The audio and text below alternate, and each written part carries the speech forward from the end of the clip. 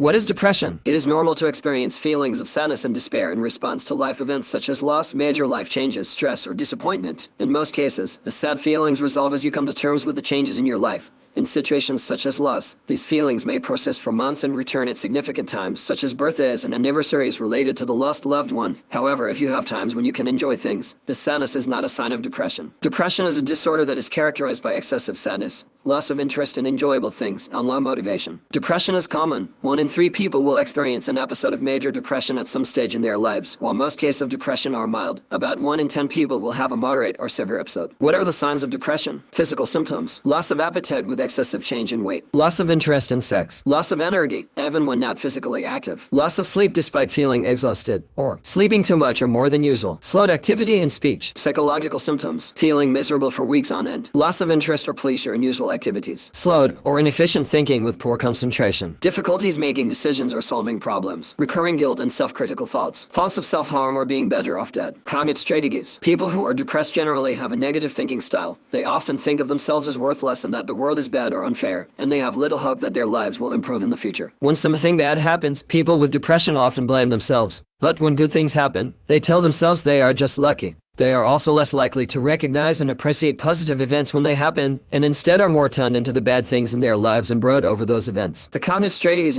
can help people identify and correct this based way of thinking.